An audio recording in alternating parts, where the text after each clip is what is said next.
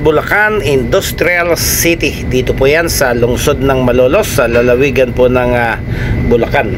So April 12 po ngayon, araw ng Biyernes, at tayo po ay nakatakdang magsakay ng mga pasahero na magsasagawa po ng kanilang summer outing overnight doon po sa isang resort, I Love Baybay Resort, sa bayan po ng San Felipe, sa lalawigan po ng Zambales. So yan, napakarami pong bagahe. Talaga pong handang-handa sila para sa magdamagan pong outing, mga kabiyahero. So ito po yung ating kanang estribo. Nagsisipag kargahan na po ng kanilang mga gagamitin, pagkain, inumin, merienda, etc. mga kabiyahero.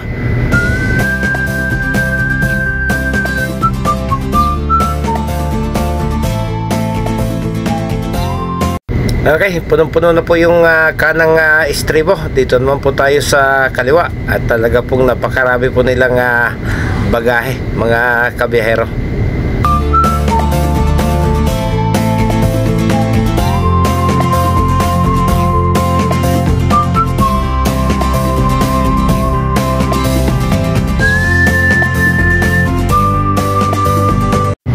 Medyo malayo po ang ating naparkingan mula po doon sa kanilang resort na nakuha, mga kabiyahero, kaya pinadadalhan na lang po tayo ng pagkain.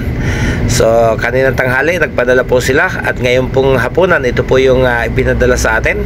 Kanin, inihaw na liempo, may barbecue po, at may nilagang baboy. Kinaumagahan po, tayo po naglakad-lakad at pinuntahan po natin yung kanilang resort. Ayan, I Love Baybay Resort. Ayan, isa po itong beach resort dito po sa bayan ng San Felipe. So tayo po papasok dito sa loob at titingnan po natin kung maganda ba yung dagat sa lugar na ito. So ito po yung kanila mismong resort na pinuntahan. Medyo mahaba po yung distansya mula po doon sa kalsada patungo po doon sa kanilang swimming area, mga kabiyahero.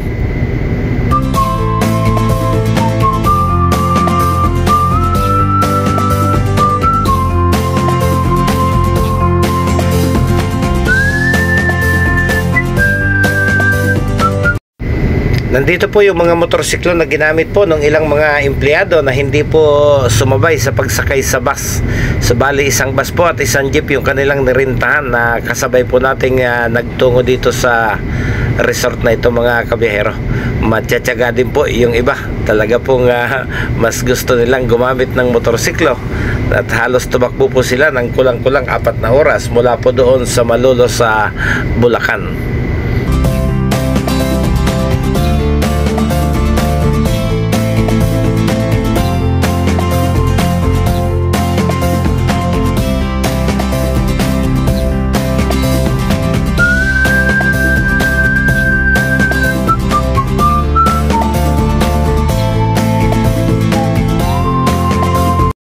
Napapansin po natin, napakarami din pong tent dito po sa gawing kanan. So yan po yung mga pasahero natin, yung hindi po gumamit ng mga cottages, ay nag-tent po sila dito sa labas para po sa kanilang overnight stay dito po sa resort na ito, mga kabiyahero.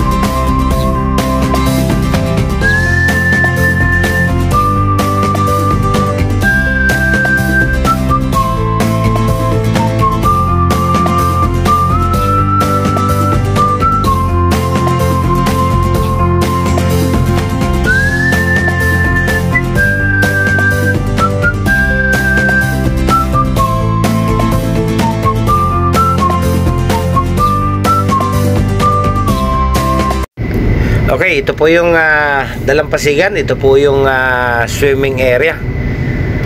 Maaga pa lang po, wala pa pong alas 8 ng umaga, napakarami na pong tao sa tabing dagat, mga kabiyero. So ang hindi lang po natin nagugustuhan sa mga beach po dito, napakarami pong mga nakaparadang bangka, ano po, halo-halo, halos maruming tingnan sa paningin yung Dalampasigan, na napakarami pong nakahambalang na kung ano-ano dito sa gilid. Instead na mga cottages po na nakahilera, makikita po natin yung mga bangka na naririto sa mismong buhanginan, mga kabiyahero.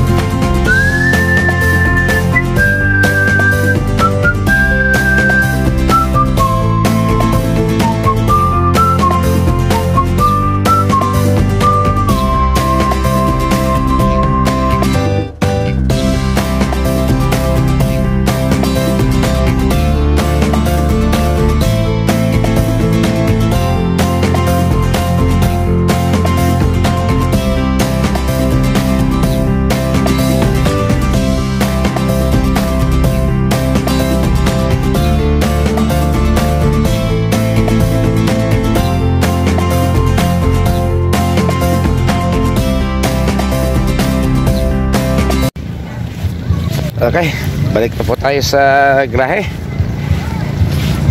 Yan po yung baybayin po nitong